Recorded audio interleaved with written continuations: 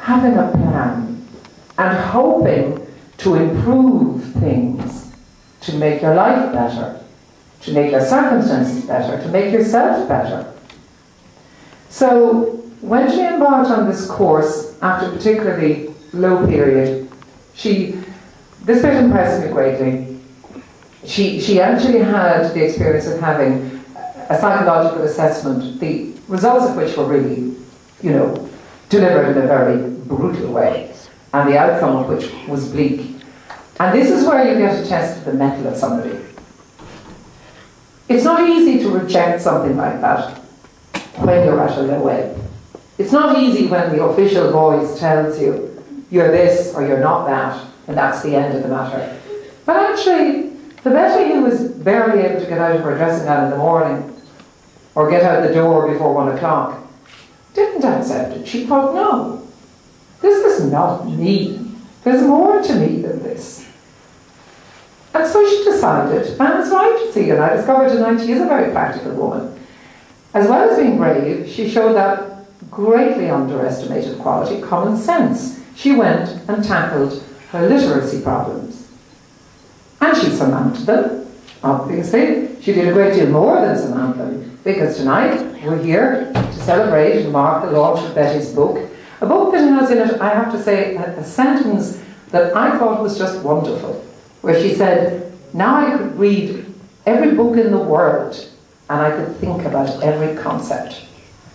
Now, I have a very peripheral involvement in the literacy project in North Dublin, and in the next couple of weeks I intend to use considerable chunks, thanks Betty, you're all in, considerable chunks from Betty's book. It will be my great pleasure, and I hope it does some good. But I also think actually that long after Betty had overcome her literacy difficulties, maybe secretly long before, I suspect she knew that even if she couldn't read every book in the world, she could certainly think about every concept.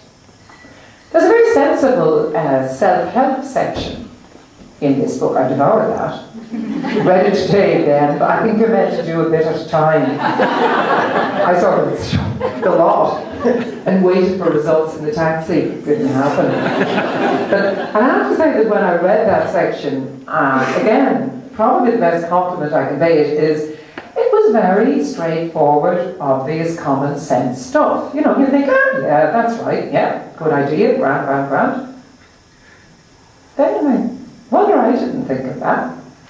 Should have thought of that. I knew that. Definitely knew that. And that's probably the best thing you could say about, self-help. It actually points out to you, straight in front of you, it's written down things that actually you either choose to ignore them or you haven't articulated them. Well, when you get Betty's book, you won't be able to ignore them anymore because they're written in front of you. Pages are there. Anyway, the other thing that shone through for me in this book was a thread of love. There's great love in it. There's family love. There's wonderful, touching love for Dermot. But there's love for the world in general. There's love that was shown to a father that was unable to accept it, even on his deathbed. But that doesn't alter the fact that it was offered. And it doesn't alter the quality of the love. And a desire to help people insofar as possible. And that is, I suppose, really, that quality is what has brought the little girl from Ledwidge Crescent. Great opening line for a book. Our house was always dirty. The little girl from Ledwidge Crescent to now being the woman she is, whose life really now is one of working with and helping other people. And I think that, though it wasn't coincidental, I said this to Betty tonight, I think that timing is on the side of this book. Timing is everything. And we live in turbulent times. Life has been a roller coaster, and suddenly all the lights of the fairground seem to have gone out. And then along comes Betty with her can-do attitude and her story of climbing, great mountains. But not with a sob in her chest rather with the song on her lips, rather with the we can. It can and God help me, if that Obama stole every line a person has. He quite split my mind there just for a second.